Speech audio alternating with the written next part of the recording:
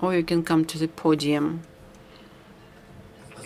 Thank you very much, Mr. Moderator, distinguished participants of the Forum of the Women Energy Club. I'm pleased to welcome you to the Jubilee Forum of the Women Energy Club devoted to the women leadership promotion. In the current world, women are quite energetic and successfully express themselves in various sectors of economy and plays a more significant role in strengthening peace and safety. They lead the international institutions, governments, major companies, a number of prominent and talented researchers, entrepreneurs, politicians, and public actors are among them. The life shows that the position of the women in the social and economic life and general development of the countries go hand in hand. And by having these meetings and making our steps is not aimed just to help the women, but help in enhancing and using the capacity that the women have. And I think it is in the interests of the state rather than making or providing any assistance to the women.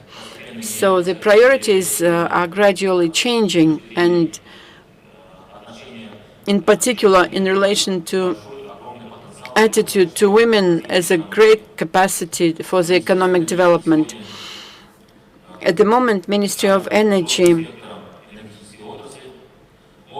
is represented by a wide range of energy sector companies. At the moment, the share of women is about 25%. In the ministry, the number of women is about 45%. To increase the number of men and girls in the sector, the important thing is to provide education and training. At the moment, the Ministry of Energy is implementing a joint project for the selection of women to pay for their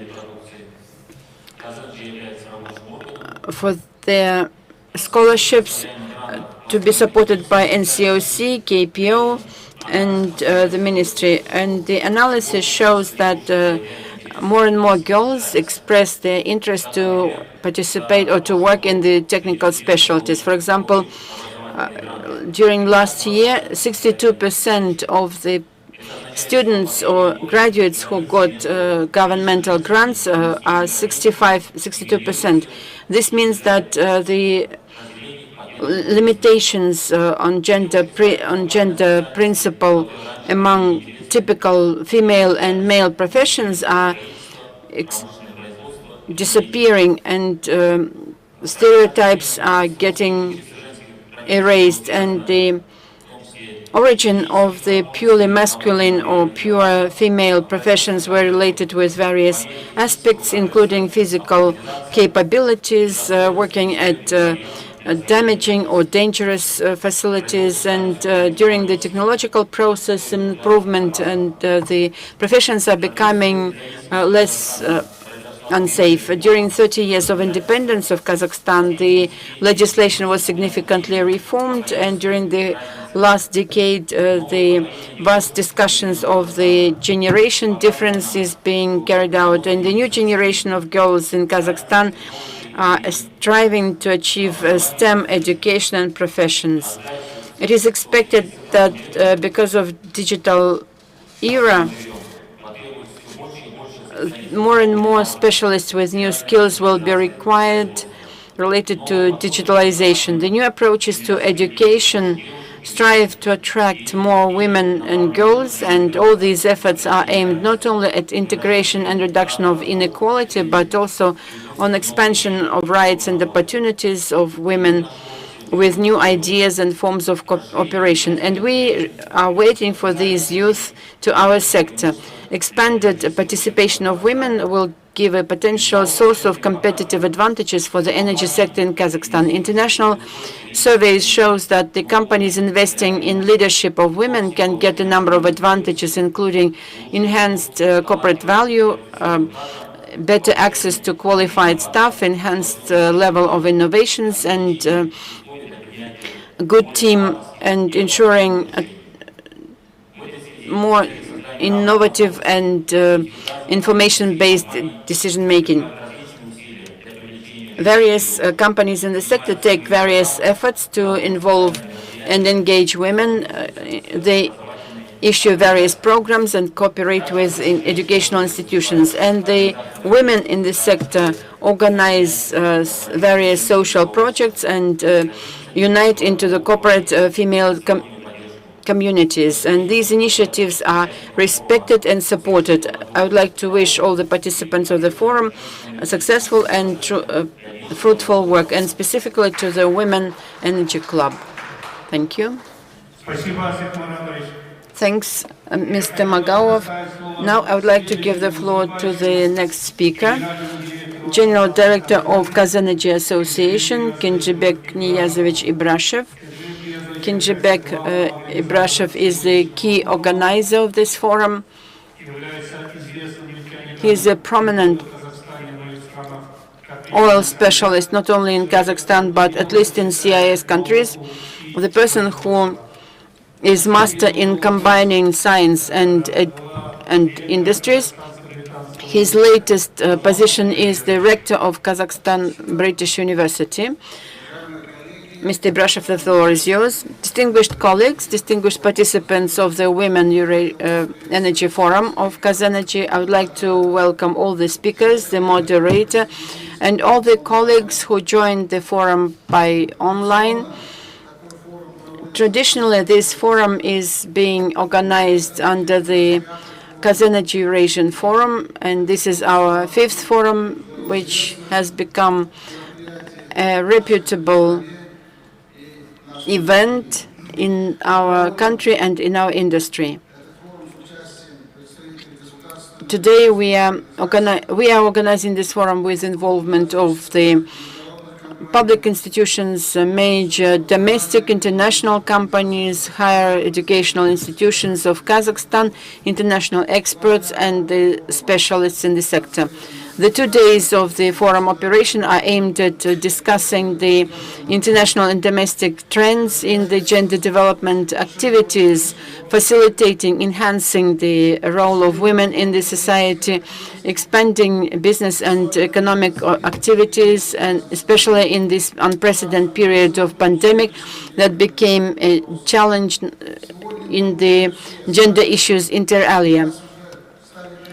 Today, the conditions of such fora in a distant format have become normal, and the new breakthrough in IT skills and innovative technologies took place. We all learned to adapt to the new reality. We buy online, we use the telemedicine, virtual and online educational platforms. We turned our homes into workplaces and schools, and this in fact increased the workload on the women in housekeeping and in caring about children. Therefore, for the new business models that emerged recently, such as operating on various economies, various platforms, combined labor relations where substandard forms of labor relations could be formed, or other alternative forms of labor operations would require the enhanced level of protection of the ladies involved. And this is to deal with the organization of the work schedule, but also the workplace. Women are the first ones to change their habits and enhanced environmental awareness, and women can become leaders in the new environmental trends, such as, for example, in stimulating the green jobs formation. The more advanced leadership of the world is becoming more equalized and legalized by expanding the rights and opportunities for women. Many countries now recognize the issue of barriers in achieving career growth for women and take steps to remove them, such as through representation of women in the BODs and at the legislation level, ensuring quotas for the elective bodies. As the previous speakers have already mentioned, Kazakhstan is moving towards that goal as well. And at the moment, the list of works or professions where the use of women is limited is reduced, and more involvement of women in technical and production capacities is increased, and more girls and women get choose STEM programs for education. And in the public sector, we need to demonstrate our commitment to representation of women in their operations and take measures to increase the share of women in the management positions, to create the staff pool from the qualified women in the organization, and develop the policies to attract women to the sector. These and other issues are going to be discussed during the forum these days. I would like to express gratitude to the organizers for the continuous support for participation in the forum of the National Committee for Women Affairs under the President, Ministry of Energy of the Republic of Kazakhstan, the government of Kyzylorda Oblast, TotalEnergies Kazakhstan, European Bank for Reconstruction and Development, UN Women in Kazakhstan, German Energy Agency DENA, the Mandela Fund, and all the members of our association. I would like to express the assuredness that these 2 days of the Women Energy Club Forum will become a significant event under the 14th Eurasian Kazenergy Forum. I would like to wish you good health and success in your forum. Thank you. Thanks a lot, Mr. Ibrashev. Now I would like to give the floor with great pleasure to the manager of the country office of EBRD in Kazakhstan, Hussein Ozkan. Hussein Ozkan is the prominent banker. He has a lot of experience of operation in the central office of European Bank for Development. He also worked in the EBRD country office in Ankara, and now he is country manager in Kazakhstan. EBRD was established in 1991, exactly 30 years ago, to provide economic and financial support to the developing countries such as Kazakhstan. From the very first days of independence, Kazakhstan feels the support of the bank, preserving the best and close collaboration with the bank. With the financial support of EBRD has helped to implement lately a lot of projects related to the development of renewables. In particular, in Zhambul region, in Bayzak district, the solar power plant was built. In Zhanatas of Zhambul region, at the moment, the wind power plant is under construction. The solar power plant in Karaganda region is now being completed, and so on and so forth. And EBRD pays a lot of attention to the expansion of the women capacity in entrepreneurship and allocates sufficient funding for the studies, for the researchers, and to finance specific projects. Even this year, more than 6,000 micro and small businesses were supported by EBRD. I could enumerate a number of projects that were implemented during these years. So, therefore, by expressing great gratitude to EBRD, I would like to give the floor to Hussein Ozkan, the country office director in Kazakhstan. Mr. Hussein Ozkan, the floor is yours. Thank you very much for kind words. It is indeed my pleasure to be here and to welcome you all alongside my distinguished co-speakers. This important discussion on promoting women's participation in the energy sector in Kazakhstan. It is also an honor for me to be a part of this high-level forum, together with all the women and men representing the member companies, as well as guests of the Women's Energy Club and the Kazenergy Association. At the EBRD, we invest in supporting our countries of operations to become sustainable market economies that are well-governed, resilient, competitive, green, and above all, inclusive. We have continued to stress the importance of gender equality and inclusion through all of our projects and policy engagement. To date, EBRD has invested over 7 trillion tenge in projects that promote gender and inclusion, to create access to skills and employment for women, entrepreneurship and finance, as well as services and infrastructure.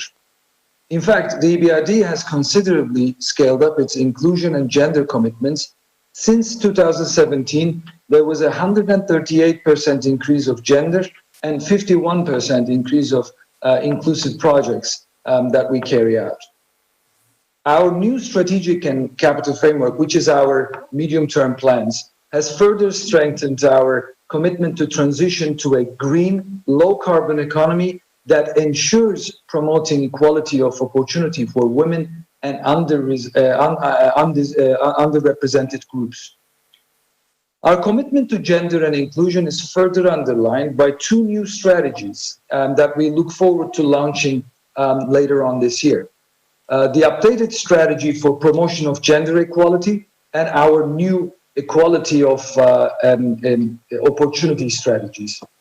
Together, they set out our vision of further scaling up our investments and policy support to create equal access to economic opportunity for all and to develop human capital that is needed to tackle the challenges that the climate change brings to us, but also to harness the opportunities as well.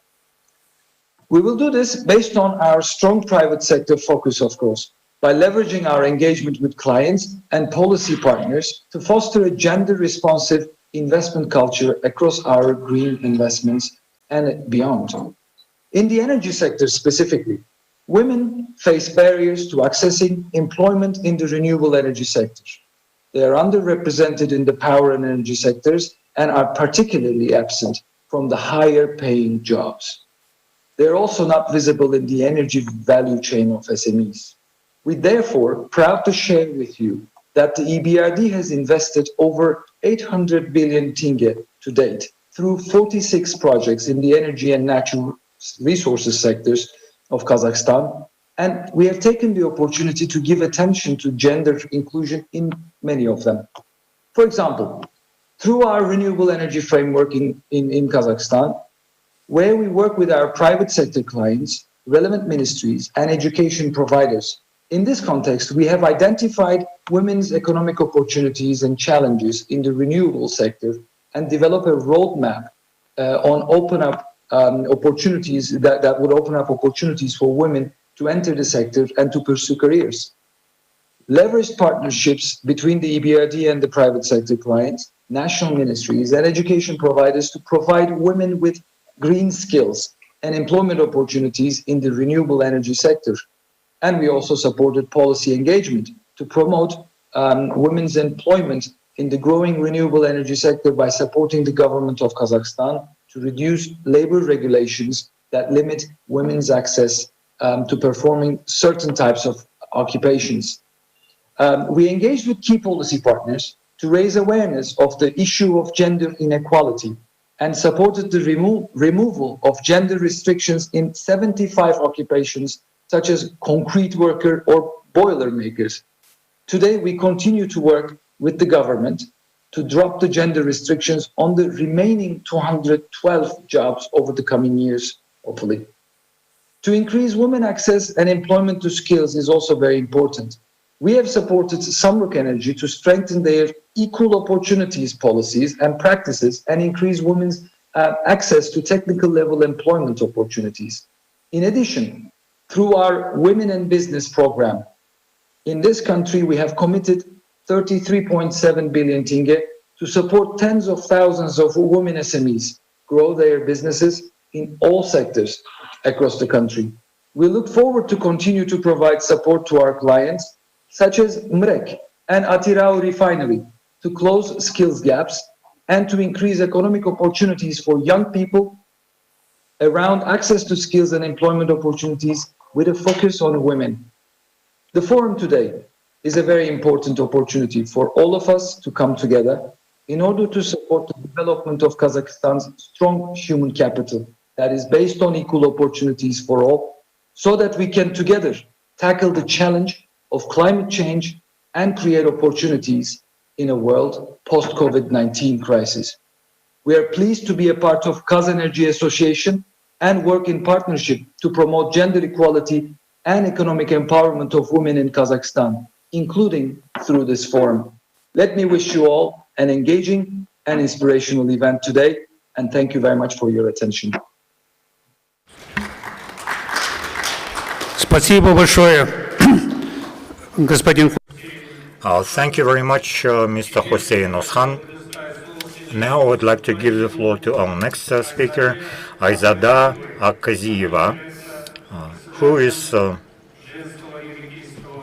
chairman of the WEC, Women's Energy Club, and they are our hosts. We are at a session of the Women's Energy Club. This club has been pushed forward in its development thanks to her active role. She is a very distinguished representative of the energy sector in Kazakhstan. She's been working in a significant position in different energy companies in Kazakhstan, especially in oil and gas. She also has a history of working in the civil service. She used to work for the Ministry of the Economy, Ministry of Foreign Affairs. She's a household name in Kazakhstan. So, Aizada, please, a couple of words.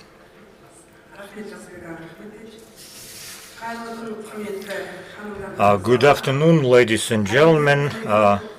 The themes that we are here to discuss are very much relevant, and their discussion is very much topical and timely, because at this time there are no states and no countries that, in terms of economic, social, and cultural development and life, where they don't have gender-based problems. And the role of women in this changing economy and the development of women's entrepreneurship, professional growth, and the solution of socio-economic and humanitarian problems, all of these questions are reflected in the agenda of the forum. And this forum is a great opportunity for us to discuss the implementation of the State of the Nation address of President Kazakhstan. And in his State of the Nation address, President also raised gender issues and the issues of inclusive growth. And it's very much a sign of the times that this meeting is taking place under the umbrella of the World Energy Week and the 14th Eurasian Kazenergy Forum. For 8 years, starting from 2013,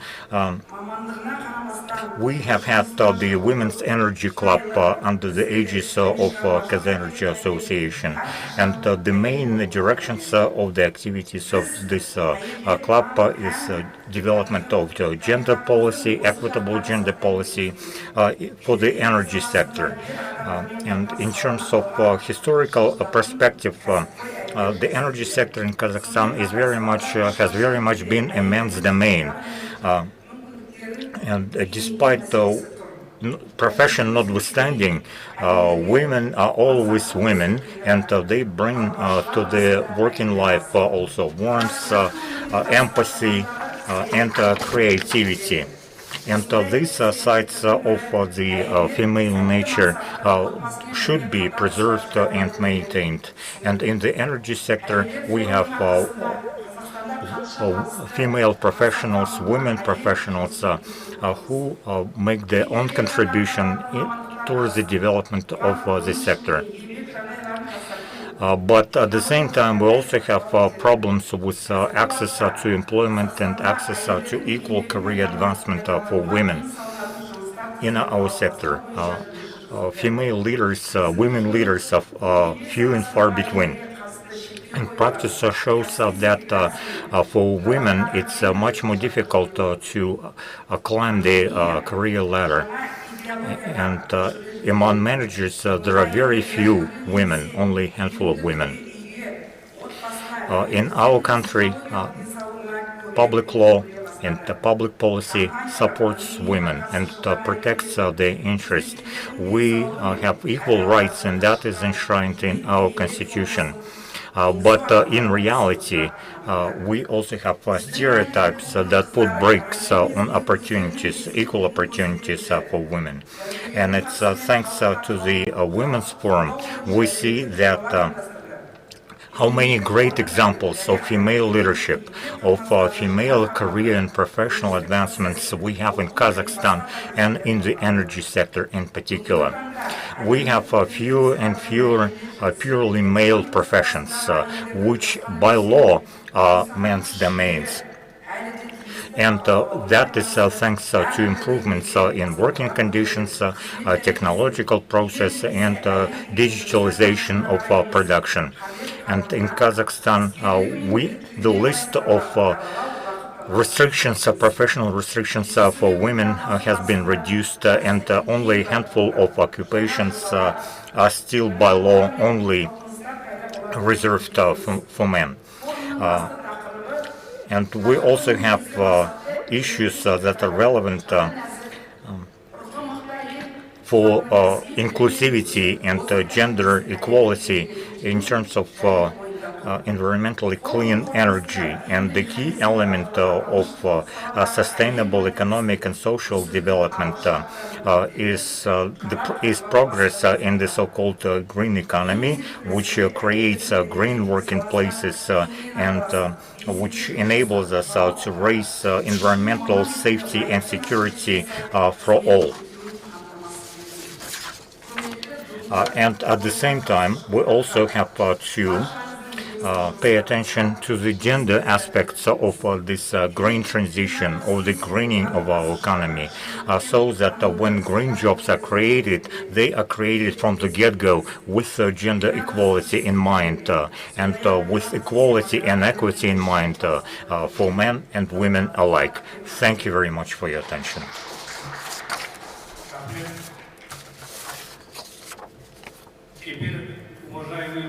Now, ladies and gentlemen, we move to the plenary part of our session. As already said, we have 6 speakers lined up for you. I would like to give the floor first and foremost to our first official speaker, Lazzat Ramazanova. She is an MP, Kazakh MP. For our foreign guests, I would like to explain that we have 2 chambers in our parliament, Mazhilis lower house and Senate upper house. So she is an MP from the lower house, from the Mazhilis. And at the same time, she is also a chairwoman of the National Women's Commission under the President of Kazakhstan. Over the last 5 to 6 years, she has been actively involved in gender policy issues. She also used to work for the National Entrepreneurship Chamber at Tembekile, where she was in charge of female entrepreneurship development. And for the last 1 year and a half, she is the chairwoman of the National Women's Commission. And from the get-go, she has made an important dent in solving gender issues in Kazakhstan. Namely, she has initiated a number of important research. Such large-scale gender research has never been known in Kazakhstan. I know it firsthand because in discussing many of the issues I was involved myself. And this research touches upon such issues as women's rights, women's empowerment, gender policy, protection of single mothers, protection of mothers with multiple children, development of women's entrepreneurship. A lot of research has been done, and as an MP, she has used the outcomes of this research in order to actively change the law in Kazakhstan to better promote the interests and the rights of women.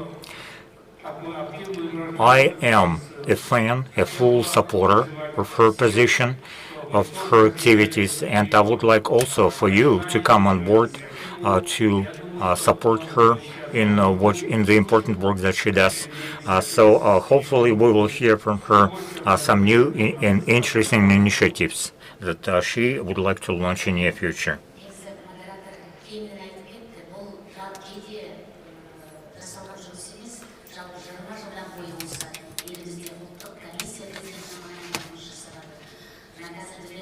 Yes, and unfortunately she's speaking in Kazakh, and we don't have a Russian translation of the speech, so we cannot translate.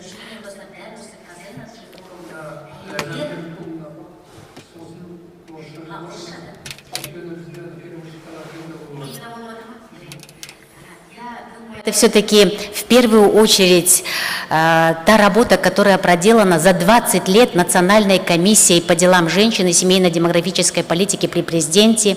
Я очень рада, что сегодня в онлайн-формате присутствует, я назову ее без всякого, наш председатель Национальной комиссии Гульшара Абдykаликова. Сегодня она возглавляет Кызылординскую область. Это впервые в истории Казахстана, когда женщина возглавила областную администрацию.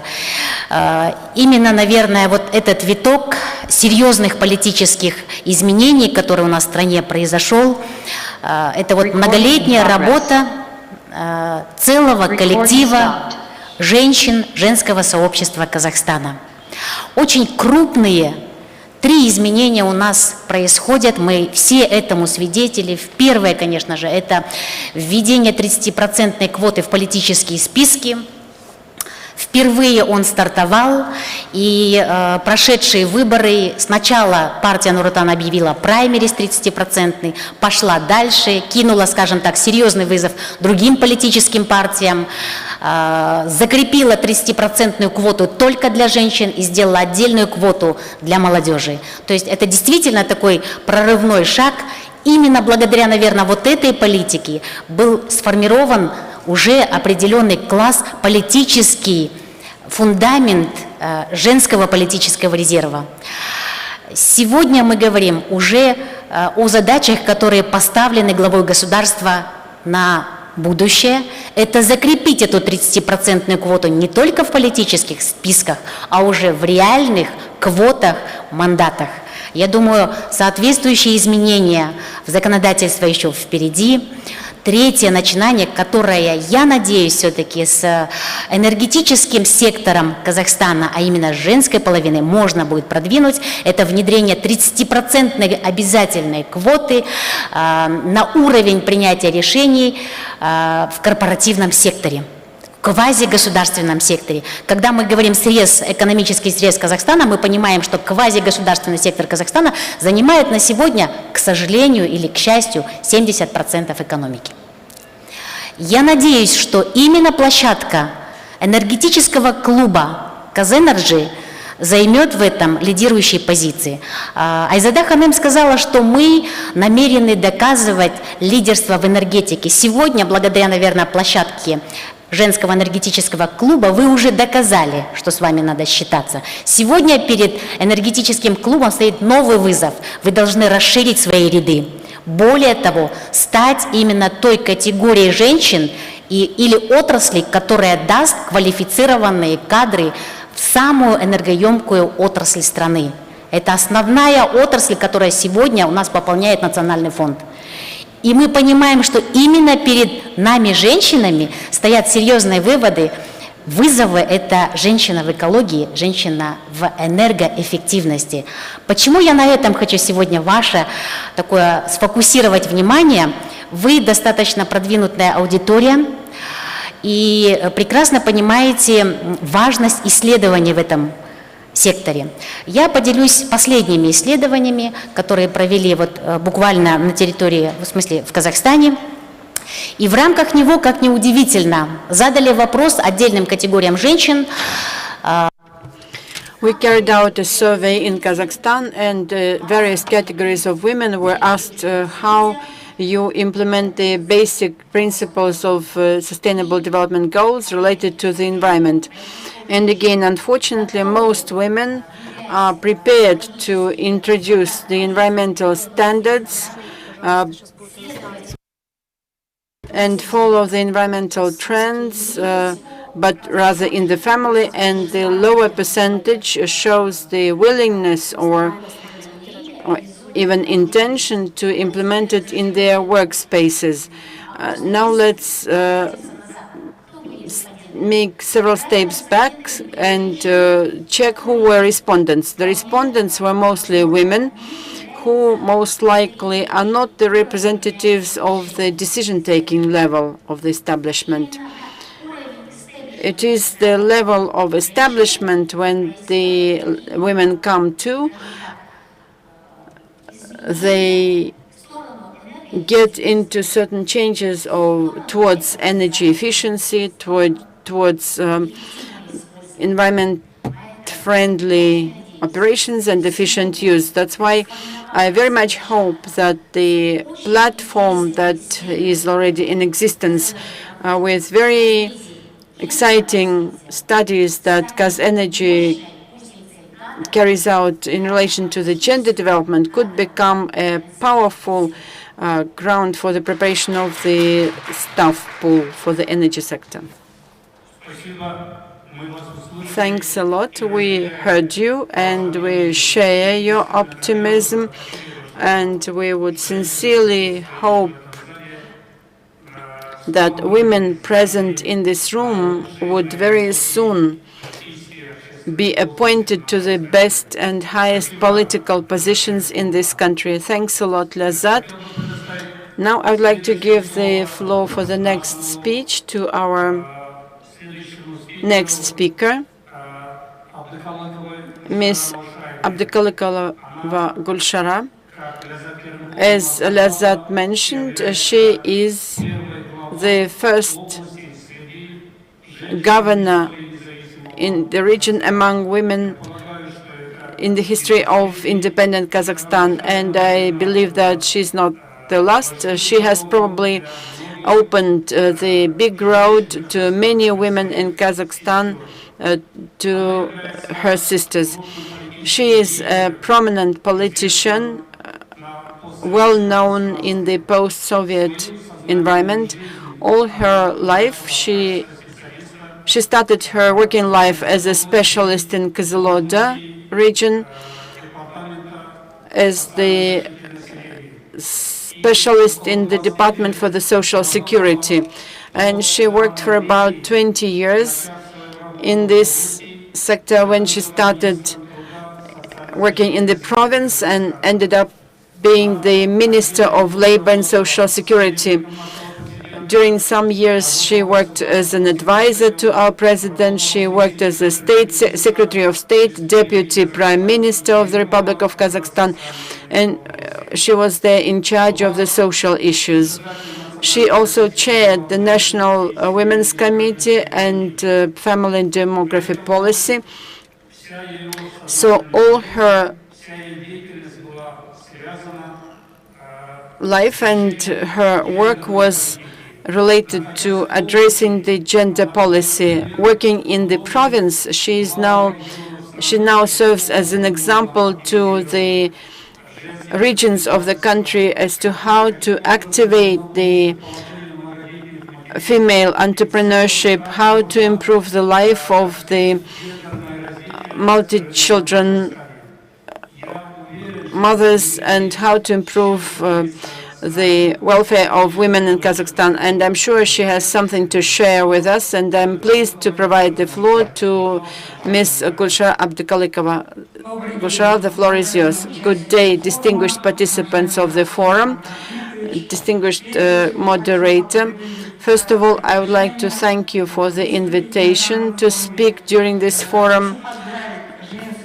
And I would like to congratulate the Women Energy Forum with the 5-year jubilee. The forum has contributed a lot in promotion of women in the public sector, in the industries, in creating conditions for their work and promotion.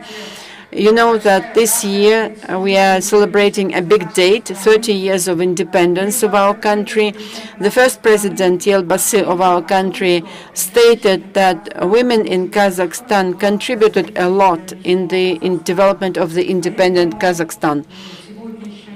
Therefore, today's forum, in my view, would be very remarkable, since 2 jubilee dates coincide, 30 years of independence and 5 years of the forum. Distinguished participants of the forum, in one of his presentations, General Secretary of UN, Antonio Guterres, said that the key issue of gender equality is the issue of power. Therefore, our task, priority task, is to empower women. In Kazakhstan, this issue is being addressed on a systemic basis. To begin with, I would like to bring the data about our province. The population is more than 823,000 people, including about 410,000 of women. I would like to comment that we are the only region in the country where the number of men is lower than women, which is about 49% of the total population. When I started working, out of 25 managers of departments in the province was only 1 woman, which is 4%. At the representative office level, only 21 women out of 146 parliamentarians, which is 14%. At the moment, the correlation is as follows. The managers of the regional structures include 20% of women, which is 5 women, and parliamentarians 39 women, which is more than 27%. By doing this, we are trying to execute the guidance of the president to increase the number of women in power. As for the involvement of women in all other spheres of life, it is in line with the overall global statistics. In total, more than 300,000 people are involved, including 175,000 of men and 150,000 of women. Most women operate in the social sector, which is 87%, in health sector, 73% in education, and in general in budget financed positions, 62% are women. And women with state support are actively involved in the economic development. They are involved in businesses. Out of more than 56,000 SMEs, more than 25,000 SMEs were established by women. From the beginning of the year, under the state program for business development, 14 billion tenge were allocated, including 83 billion for the business women. Kazakhstan has very much supported the families with many children. In our province, the rate of birth is one of the highest in the country. At the moment, 38,706 mothers with many children reside, so we involve mothers with many children in entrepreneurship. The priority in our operation includes support to maternity and childhood. For example, 518 families with many children received grants totaling 302 million tenge. The issues of increased number of women in the economy is under my continuous control, and for this purpose I actively meet with them. I visit the remote places, and I have personal receptions and participation in various events. During a year and a half, I visited 92 small villages and learned more about the industries, projects, and products. We also share the best practices from other provinces. The talents of our women are supported in our national goal. The women of the Great Steppe have always been characterized by the independence, freedom, and they were directly involved in decision-taking process. Independence of Kazakhstan gained worked as a catalyst to the multifold involvement of women in the society and the state. Dear participants of the forum, the president of the country, in his address to the nation of people of unity of women, guided and instructed to provide 30% quota for women and youth when distributing MP votes. And in the new reality of 21st century causes new risks and challenges, and therefore for the adequate response and leveling risks, the involvement of women in all the sectors of life should be activated. And for this, all possible conditions have been created thanks to the National Women Committee and Family and Democratic Policy. Lazzat is very actively promoting the new initiatives. I would like to make several suggestions as well. You are aware that the presidential staff pool is now being put together, and we need to activate our reserves of the competent persons along the entire vertical, starting from the districts and up to the central positions, and systemically promote women to higher positions, avoiding discrimination and competitive promotion. To introduce the practice of training women through the women political, socioeconomic and cultural leadership development. Totally support and increase the number of the NGOs operating in family, gender, women, and other types of equality. Actively foment public awareness, the culture of harmonious gender development through promotion, the positive image of a modern woman, contemporary woman as an experienced professional and politician. Distinguished participants of the forum, since we are celebrating the 5th anniversary, I would like to congratulate you all and wish you success in your work. Thank you very much. Thanks a lot, Ms. Abdykalikova. I would like to give the floor now to the next speaker, whose life experience, in my view, could serve a good example to be followed by many active women in Kazakhstan. Ahlem Friga-Noy is the manager of TotalEnergies in Kazakhstan. She is young and beautiful woman. Despite her being young, she managed to achieve this impressive success, and she accumulated a lot of experience, and she worked in the public institutions in France and in the Ministry of Foreign Affairs and European Affairs, in the Ministry of Cooperation in France. She has the experience of diplomatic work. She worked in the Embassy of France in Chad and Nigeria. And I personally have a special sympathy to her work in a very difficult position of peaceful negotiations during 2006-2007 in the Special Representative Office of the UN General Secretary in Sudan. And I don't think any person can be so brave. So I think many of us may have a question: how could she have become, after all that experience, a representative of the energy sector of France? I believe that TotalEnergies have a lot of experience in development of and promotion of women in various structures of the company. It turns out that the company has the corporate network, which is called Twice TotalEnergies, and with the active involvement of such people like Ahlem, Friga-Noy. This corporate network at the moment is functioning in more than 40 countries of the world. So therefore, I believe that we all will be excited by the speech by Ms. Ahlem Friga-Noy. The floor is yours.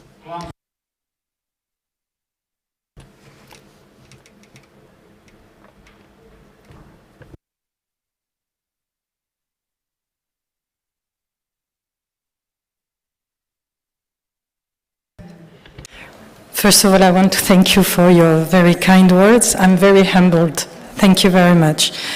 Dear participant, Honorable Member of Parliament, dear General Director for Kazenergy, dear Moderator, participants here present, it's an honor for me to be in this panel. It's very important, personally, to having been invited here to share with you some of our views.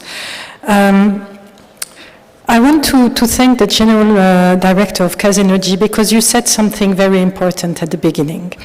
You talked about how COVID has impacted women's life. And I think it's very true that all of a sudden we saw women's work at home increased.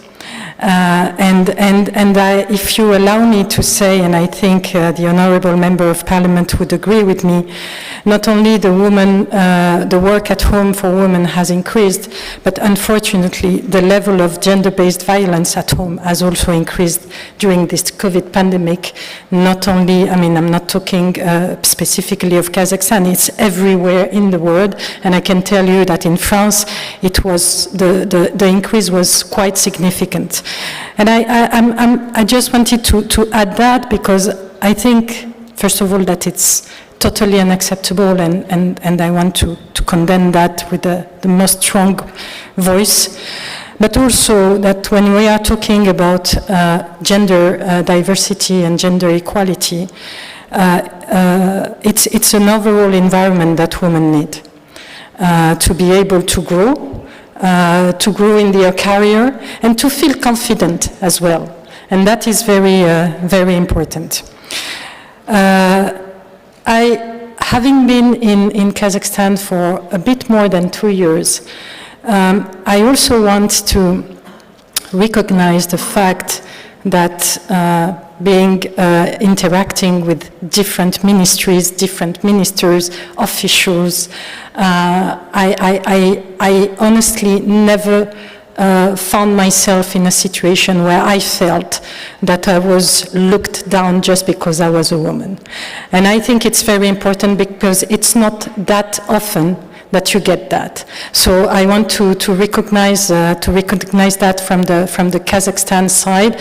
I had a couple of meetings with Minister Magauov, and not only he is a reliable interlocutor when it comes to our business, but he is at the forefront of the women and gender equality and diversity, and that is great. So I want to acknowledge that and thank you. Having said that, history shows that in our industry, it's particularly men-dominated, as we know. And the role played by women at all levels has been yet expanding over time. At TotalEnergies, we've been working for a long time to promote diversity, gender equality, and merit-based principle, which is absolutely key. And eventually, we managed to increase the number of women in all our committees, basically leading by examples. You have in the slide, which I hope everybody sees, some figures. I can give you one example. In our executive committee, in our COMEX, which is the top executive body that we have in the company, we have gone from no woman in 2016 to 2 today. And our ambition, as you can see it, is to create an environment that allows women and men to express and develop their potential, with the target of achieving 30% of women in management committees and among executives. And as you can see, we already overpassed the target that we have set to ourselves in terms of management committees, executives and senior management as far as the presence of women is concerned. In 2020, and I'm quite proud of that, and I think the company has made a tremendous effort, we have 41% of permanent hires that are women, which is going up from 33% in 2014. And another thing which is very important, otherwise women cannot grow and cannot be present in some of the positions, we also decided that all recruitment shortlists must include women. So from 2019 at TotalEnergies, we've been systematically working on increasing the number at management level, on the technical and business segment as well, and major corporate functions. And I want to insist particularly on the technical side. What we note in our sector is that the representation or the representativity of women in oil and gas sector in the technical segment is still quite low. So I want to encourage women, I want to encourage students to go for science, to go for technical issues, because we need them, and we need to have more diversity in this particular segment. This is why, and you have mentioned it, Mr. Moderator, that we have created the TWICE network. It's a women initiative for communication and exchange. It has been existing for 14 years, and it's one of our best proof of success. We have aligned our objectives, the company objective, with the HR policies, and we want to serve one cause, which is gender diversity at the workplace, to develop women leadership and offer them a caring and participatory space. You have a few figures on the slide as far as TWICE is concerned, and I'd be more than happy to say more about that. But maybe more importantly, what are we looking at? We are looking at achieving a better balance in resources between men and women at all levels of the organization, as well as during the hiring process. As a country chair in Kazakhstan, and as also being a woman, I am particularly cautious of this. And I can tell you that in the office in Nur Sultan, we have over 50% of women. And I'm quite proud that in the daily interaction between the men and the women at work, I can see them interacting with the same level of respect and the same level of credibility that they give to each other. And this is where I think we have achieved something, when being a woman is not anymore a question. Nobody is asking it himself or herself. I'm talking to a woman, should I be different, or should I believe or find her more credible or not? It shouldn't even be a question.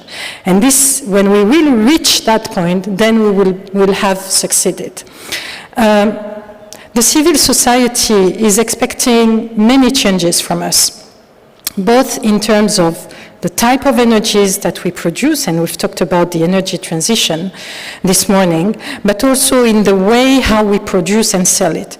The greater diversity in our company is essential, and diversity in the broader sense. Today, if I may, if you give me 1 minute, I think today we can say Dobry din, we can say Sabuona, we can say Salam alaikum, we can say Guten Tag, we can say Khalilil Kun, if I'm not mistaken, we can say bonjour, we can say good afternoon. These are the languages of the people and participants in this forum. And this is also part of the diversity. Why is it important? It is important because it brings new perspective to anything we do. And women are part of providing this different perspective to things. So we need to broaden our perspectives. We need to open up to women with a sense of equality, and also to different cultures as well, because that, for me, is a business challenge. So diversity requires persistence over the long term, starting with the trainings and through the development of an assertive career path. I'm fully convinced that the diversity of our workforce is key to our success in this globalized world in which women make up more than half of the talent pool. Gender equality adds a new dimension to the collective intelligence needed to grow and manage businesses.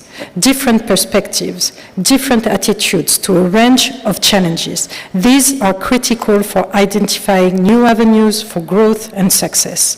To conclude, I would like to thank all the committed people who helped make this event such a success, and wish you to remain bold, to keep pioneer spirit, to be confident in what you are doing, to believe in yourself, push further the boundaries, and achieve all the objectives in your career and in your life. Thank you.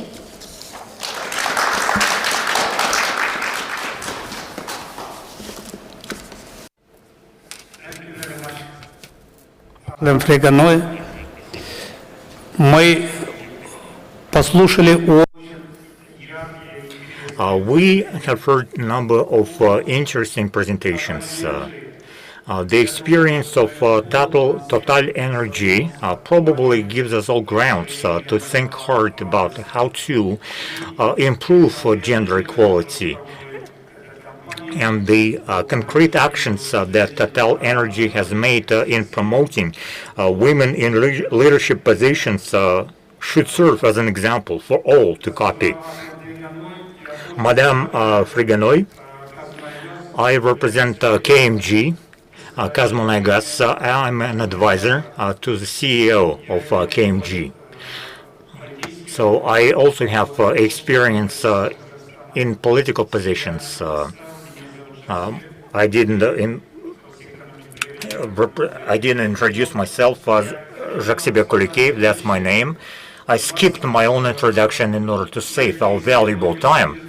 But I can say that some researchers state and posit that the fact that we have more married people and married women in Kazakhstan compared to the West might put brakes on professional development of women. But at the same time, as Madame Friga-Noy has said, if women are active, if they are laser focused on professional development, if they go for advanced degrees, there shouldn't being married shouldn't be a limitation for professional growth for women.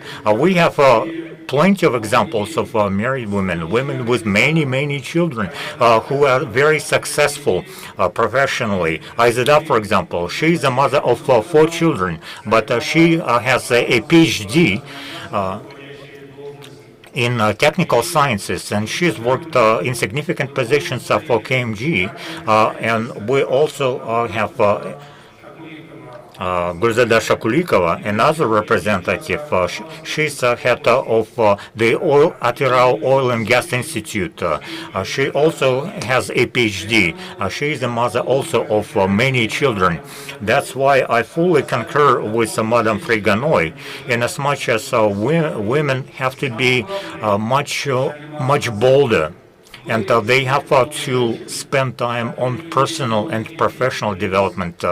Again, plenty of examples of married women, of mothers of many children who have been very successful. Sofia Kovalevskaya, a prominent mathematician in Russia. She had 8 children, 8, but she is a great mathematician, the likes of which Russia has never known, male or female.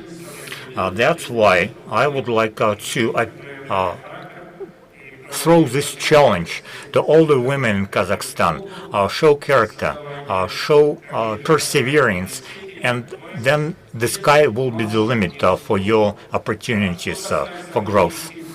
As for political will in Kazakhstan, we have it in spades. You have political support. President Tokayev has introduced a quota for women, for representation of women in different levels of legislatures. What else do we need? So politically, there are no limitations. But again, it's up to you, women, to grab those opportunities that you have. And after this short comment, I would like to give the floor to an excellent human being with a famous last name, Ndileka Mandela. She is the granddaughter of Nelson Mandela, the Nelson Mandela. She is the head of the Nelson Mandela Foundation. And at this point in time, Ndileka Mandela is involved in political processes and issues not just in South Africa, but well beyond. She supports inter alia Kazakhstan's initiatives.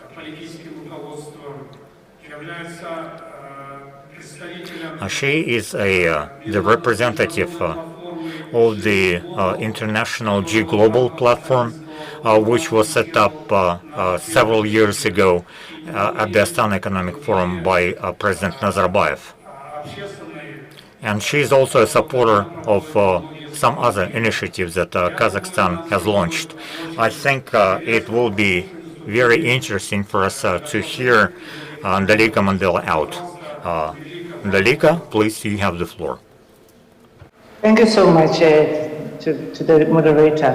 I just want to say that a good afternoon to the panelists and the moderator, and also to the Women Energy Club Forum. I'm really humbled to be speaking to you today. Well, I come in a point of from the civil society. Yes, I've heard a lot of the strides that have been taken by Kazakhstan in terms of gender equity.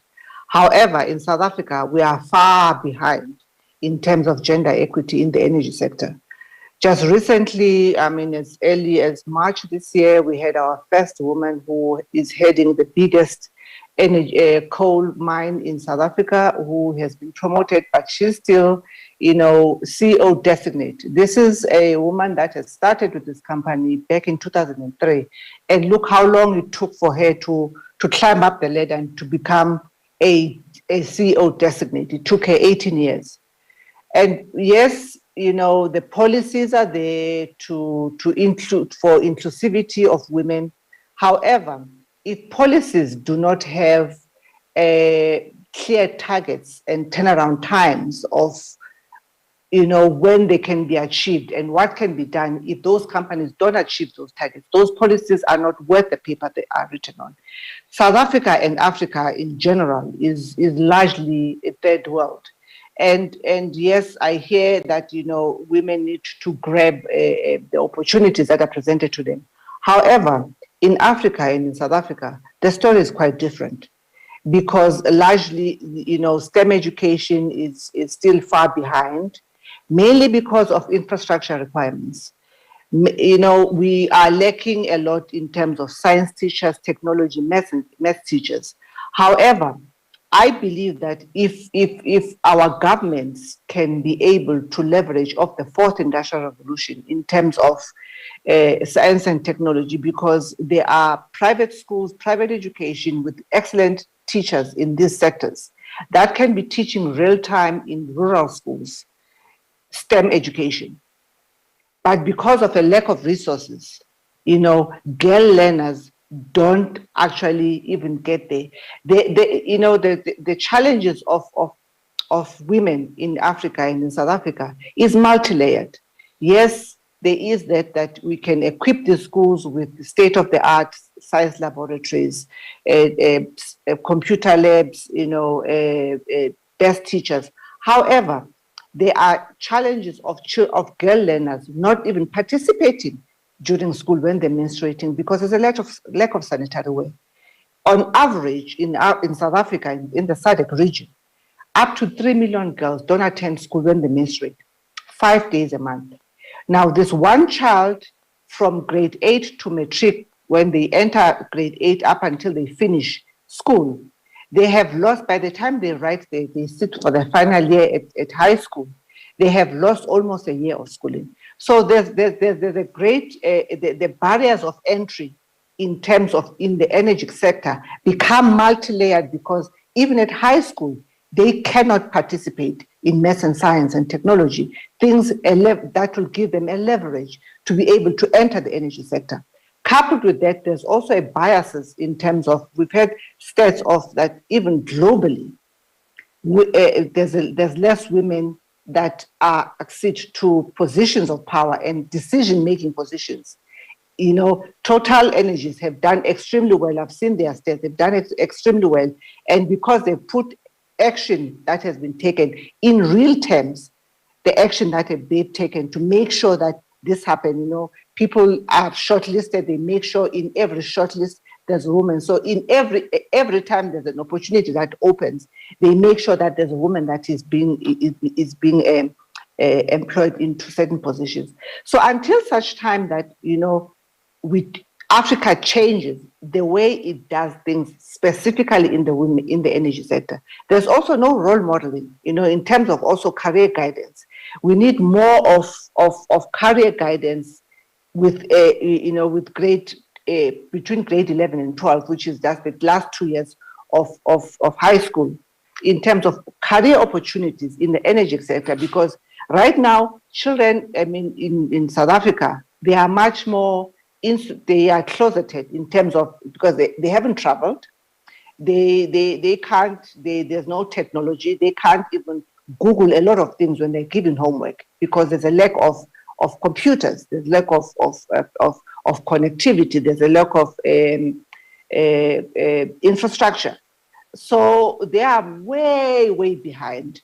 And we would need then assistance, for me, speaking from an NGO perspective, a civil society, we are going to need a lot of help from countries like yourselves in terms of how do we then bridge that divide between the rural children and to get to a space where you are at right now, because you are much more advanced than us in terms of inclusivity of women in the energy sector. The other speaker also brought about the issue of gender-based violence, which is also another barrier, because a lot of women, they are abused, and because of that, it also, prevent them from participating, and also because patriarchy in Africa is still very much entrenched.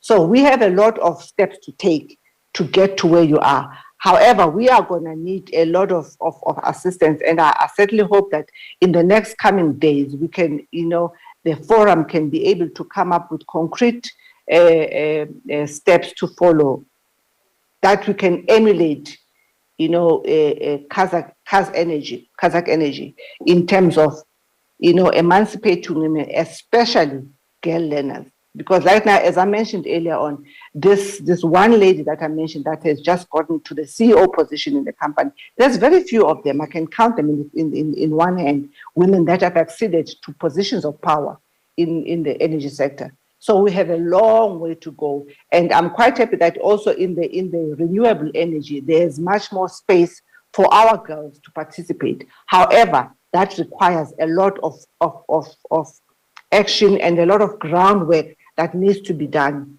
in terms of, partnering with countries like yourselves, as us in the civil society and NGO space, to say, how do we then partner to make sure that the steps that you put in there to emancipate women, to climb through the corporate ladder in the energy sector, how do we then begin to implement them? And if companies do not comply, because yes, there's policy that's there. But what do we do with companies that refuse to comply in terms of gender equity? So I hope that the next coming 2 days we'll be able to articulate and be able to unpack how do we then, in countries that are far beyond in terms of women emancipation in all sectors, specifically in the energy sector. So with those few words, I would say thank you very much. I've also learned a lot, from people, from other speakers, of steps that you've taken, especially from TotalEnergies, of what they have done. Now the onus is upon more civil society getting engaged in such forums to find solutions in terms of moving forward. Thank you very much. Спасибо большое. Thank you very much, Ndileka Mandela, for your very interesting presentation. We heard a lot about the situation in South African Republic. Thanks a lot for your very positive appreciation of the situation in Kazakhstan in relation to the gender policy implementation. Now I would like to give the floor to our next speaker, Maria Datsenka, who is the representative of UN Women in Kazakhstan. She has the extensive experience in various UN structures. She worked in various countries in Armenia, Ukraine, Moldova. So she has a real view to assess the gender policy implementation in Kazakhstan and other countries of the world, including CIS. We would be happy to listen to you. The floor is yours. And in light of the comments by Ms. Mandela, she mentioned that in South Africa, women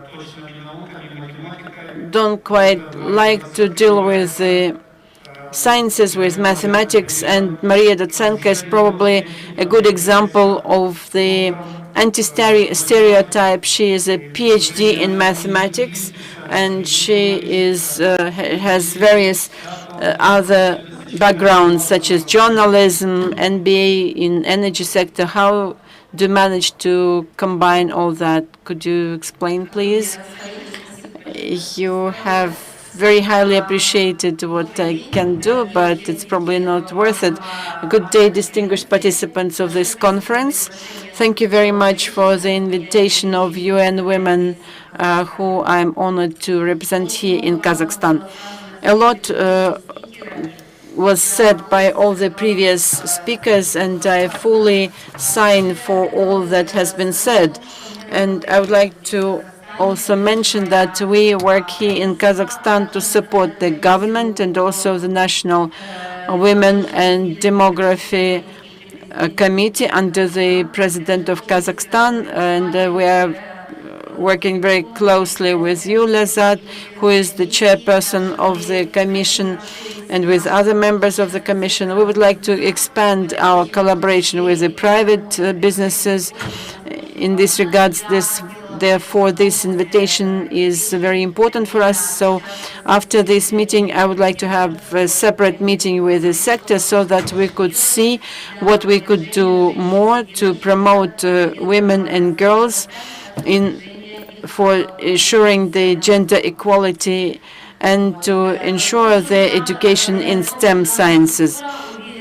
I would like to continue saying that our structure is absolutely sure that access of women to energy sector would be a significant condition for enhancing the empowerment of women. Women should be provided more opportunities for employment in the energy sector so as to achieve sustainable energy for all. We welcome very much the recent initiative of the President that was supported by the government and the National Commission that more conditions should be created for women, not only in the energy sector, but in all other sectors, and to involve them in the development of policies and projects. We also support the presentation by Lazzat and an important initiative that the gender quota should be introduced with a minimum threshold of 30% for women to make sure that they are represented in the parliament, in the Senate, in the lower chamber, in the government, and in the public services, and in other national bodies or in various commissions in response to various emergencies, including COVID, in the health sector, in education, and in quasi-state sector and corporate sectors. For those women to be trained and ready, and would like to support the proposal by the governor of Kyzylorda Oblast to create the staff pool so that these specially trained women are trained to be able to be appointed to the leadership positions, to the public bodies at the national, regional, local, and sectoral levels. We also support the initiative for the efficient implementation of gender and family policy, ensuring sustainable budget and training of the competent lawyers on gender issues, again, at the national, regional, and local levels, so that it would help for the public bodies and line agencies, the gender expertise of all the due diligence of all the regulatory documents is provided at all levels, including national, regional, and local levels. We also support the work of the government to incorporate gender aspects into all aspects of planning, budgeting, through the use of gender-oriented budgeting, together with lifelong learning and personal development, including in the energy sector. We, of course, welcome the fact that the Senate is now considering the amendments to the labor code that would ensure that the provisions limiting the list of the prohibited specialties for women is improved to ensure equal opportunities for women. And thanks a lot, Lazzat, for your work that you have done so far in these regards. UN Women contributes into the implementation of the global agenda for sustainable development with a focus on gender aspects, which is, as a red line goes through all the development strategies. We also support the fact that Kazakhstan plans to prepare a special voluntary report on its achievement in this sector and will present it to the Special Political Forum in New York next year. The innovations and new technologies is an important factor to achieve the three measurements of the sustainable development: economic growth, social development, and environmental sustainability. And I would like to reiterate that the initiatives of the President in these regards are extremely important to provide equal and full access to the women, to technologies and innovations that were recognized as the imperative to achieve the gender equality and providing equal opportunities for women and girls. Some discussions already took place regarding the importance of STEM education for the economic growth. For example, out of 144 developing countries, they could increase their GDP by 8 trillion if 600 million women and girls could have access to ICT. The gender gap in STEM, unfortunately, remains significant despite all the work that has been done during several years. Only 30% of researchers are women, and only 35% of students in STEM are also women. This is why UN Women in Kazakhstan strives to achieve more women in sciences, technologies, engineering, and mathematics.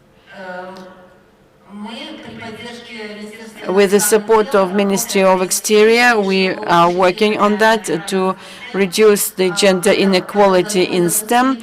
We started a project this year to enhance the education for women from the vulnerable women and from families with low income and with girls with disabilities, providing their free online STEM courses.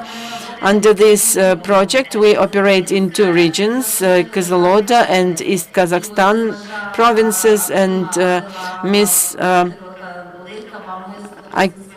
Governor Abdykalikova, we would be happy to meet with you and discuss in more detail the opportunity to work in your province. We will provide knowledge to these girls, and we would like to ask you, representatives from the businesses, to participate in collaboration so that you could provide grant financing for these girls to graduate from the technical universities and to be employed in your companies. So please contact us, and we will have a further discussion about that.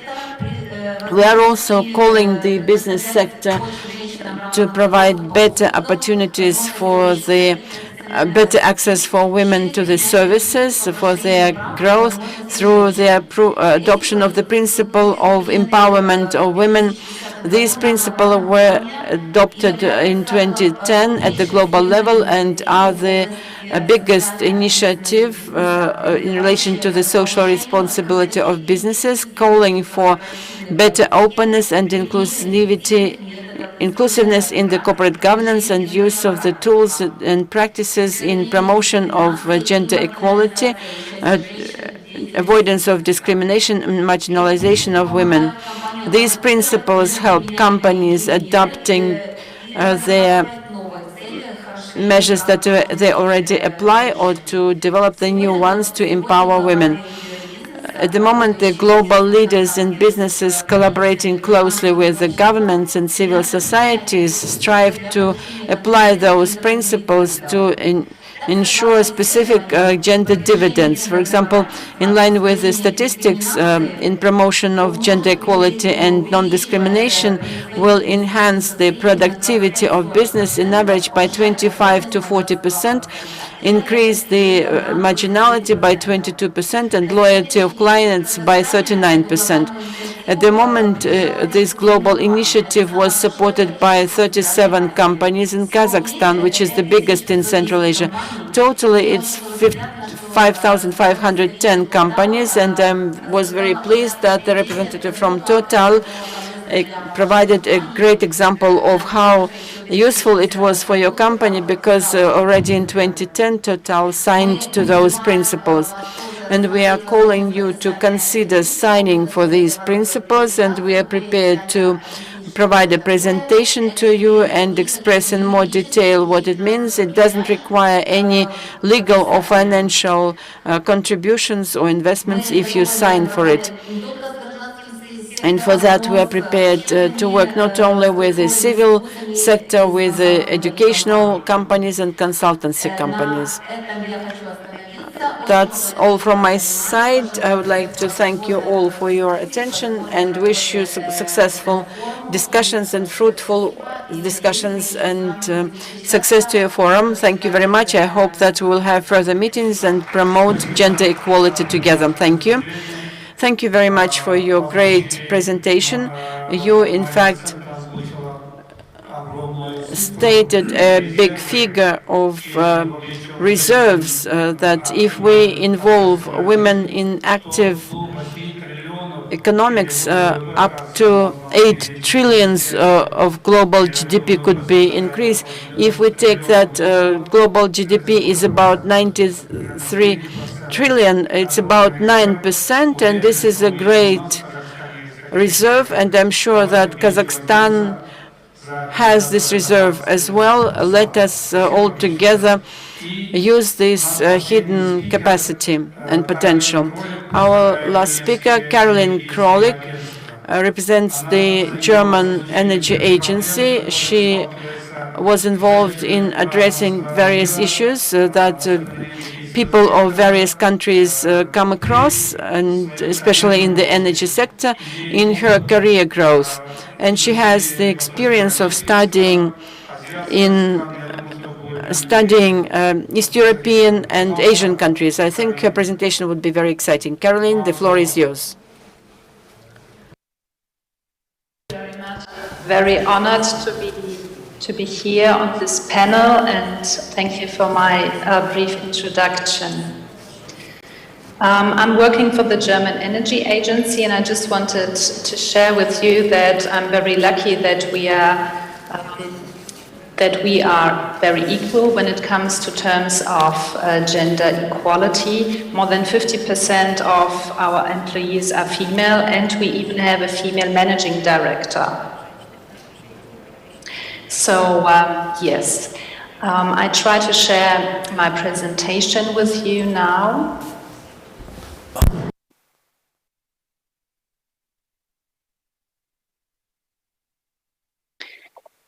So, I hope you can see it. Yes, on behalf of the German Federal Ministry for Economic Affairs and Energy, in the framework of the bilateral energy cooperation, we did a study last year about the role of women in energy in Eastern Europe and Central Asia. Germany has over 20 energy partnerships worldwide, and one of them is the German-Kazakh partnership. So I'm very lucky to present some key findings from the study. Energy partnerships in general, just to say a few words, are political dialogue format with different stakeholders from business, civil society, science and politics dedicated to advance the global energy transition. Where did we start it? The initial situation before beginning the study was to look upon some indicators. The very first one is the gender gap. And when we look on the women's economic equality on average, on global average, then the global gender gap is 42%, which is very high. The gender gap is the difference between women and men as reflected in social, political, intellectual, cultural, or economic attainments. And so the gap, especially in economics, for example, is the difference between men and women when it comes to salaries or the number of leaders and participation in the workplace. And the gap, the gender gap report of the World Economic Forum examines gender equality in 153 countries worldwide. So if we do not change anything, economic equality would only be achieved in 257 years. And the energy sector is particularly affected by imbalances, which you already have said. So women are underrepresented in the energy sector, in STEM professions and management positions, despite the fact that they are technically often well educated and sometimes even have a higher level of education than men, but they do not have the same position. On the other hand, there are 42 million jobs expected in the renewable energy sector by 2050. Now we have about 11 million, of which are just 32% women on global average. So we have a great potential in GDP increase if the gender gap in female labor force participation and entrepreneurship were closed. So we need a higher participation of women, not only for human rights reasons, because we are the half of population worldwide, but to be able to meet the demand for skilled experts and to successfully transform the energy system. Our objective of the study is to have a higher participation of female experts, to strengthen the role of women in decision-making processes, to make them visible, that they are able to be role models for other women. And of course, we want to identify barriers and support mechanisms to change the situation. What have we done? We did an internet research and looked upon secondary literature and official statistics, which was not easy. We also did an online survey and qualitative interviews with very inspiring female role models. One of them was Aizada. Thank you for that. And we wanted to know how are women enabled to access the energy sector? What barriers and challenges do they face in the professional environment, and what support mechanisms are in place, and what is needed beside that? And the results of the research are therefore by no means meant to be complete and only represent a snapshot, and the data focuses on 2019. But what we found out was very interesting, because despite of some country-specific differences in Ukraine, Russian Federation, Kazakhstan, Uzbekistan, Turkey, and Iran, the countries we looked in, was that there are a lot of regional similarities, and women suffer from the same barriers and challenges almost worldwide. In the end, we give some recommendations for action, which are focused within the framework of the energy partnerships and dialogues. But there's definitely more to do. Looking at these 6 countries, the question was also who performs best then when it comes to women participation in the economy, and especially in the energy sector. We can say that Ukraine, Kazakhstan, and the Russian Federation is performing best out of the 6 countries, and especially Ukraine and Kazakhstan has a very low global gender gap on women's economic equality, which is about 26%, in contrast to 42% on the global average. When we look on the women's labor force participation rate, Uzbekistan has the highest rate of all of the 6 countries, which is 72%. When we look on the women's share of employment, more than 50% of the employees in Ukraine are female, and about 50% in Kazakhstan and Russia are female, and about 24 or 25% of the employees in the energy sector are women. That is a great finding, I think. When we look into Uzbekistan, it is quite obvious that women are mostly employed in rather low paid occupations in the sectors of education, health, and social work, and are here overrepresented, while they are underrepresented in technically oriented occupations. And here it's a country-specific barrier that educational and professional qualifications are not sufficient, especially in rural areas. And gender-specific data on the energy sector is also missing. When it comes to the political framework conditions which affect women's careers, it is, first of all, the labor regulations, which the colleague Hussein Osam has already said at the beginning. Labor regulations, bans on professions which were meant to be too dangerous for women have been removed recently. So I'm very optimistic that the segregation of the labor market and stereotypes of men and female professions will change after time. And you can see in all of these countries, in all of the first 4 countries, that the level of institutionalization of gender policy has raised. We have new institutional entities introduced. There are strategies for gender policy to implement it in decision-making processes, in businesses. So, we have also analyzed how the civil society looks like, and the structures are are very different, and you find formal or informal grassroots structures on the one hand side. You find non-profit women organizations.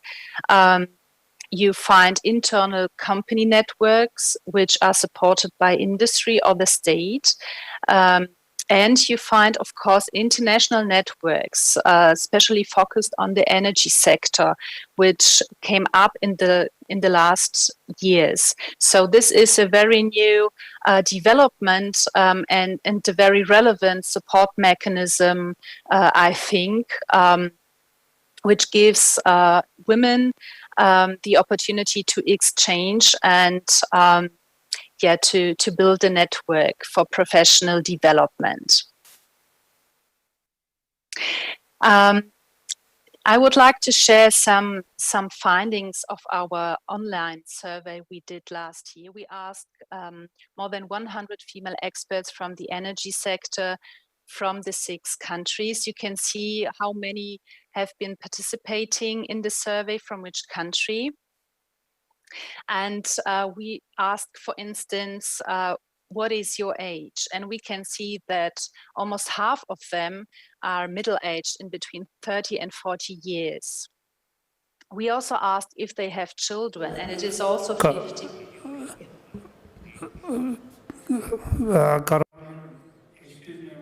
for interrupting. The 1 minute, please.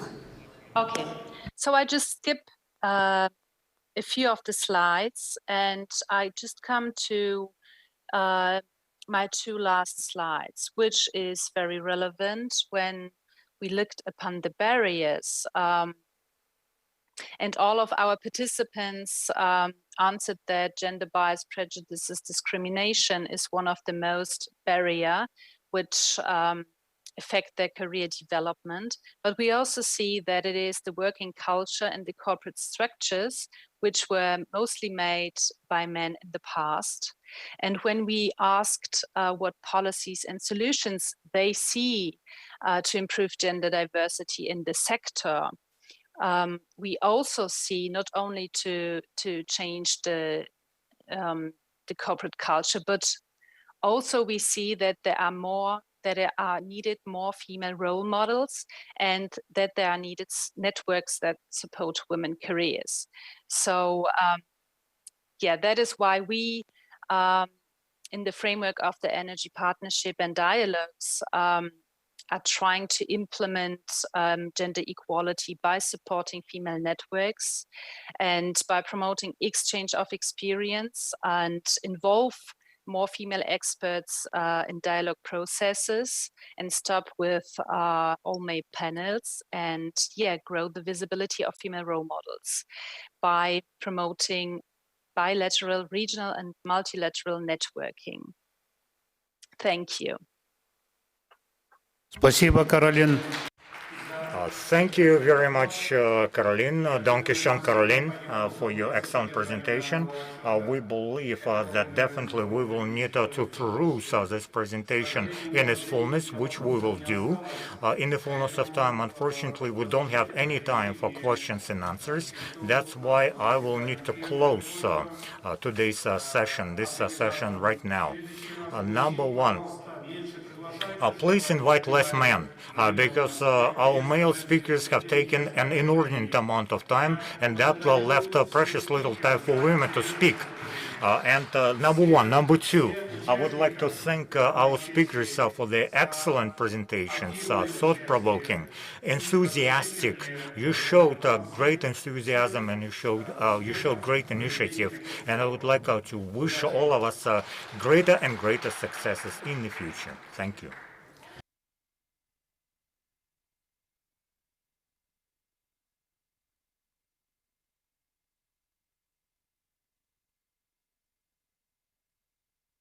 Recording stopped.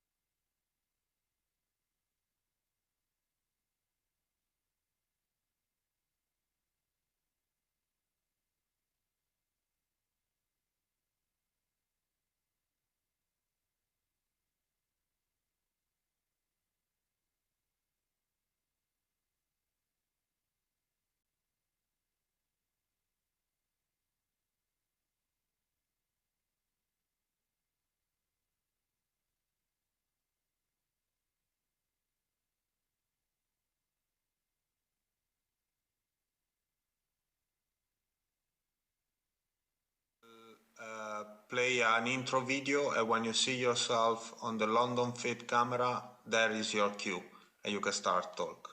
Thank you. Thank you very much.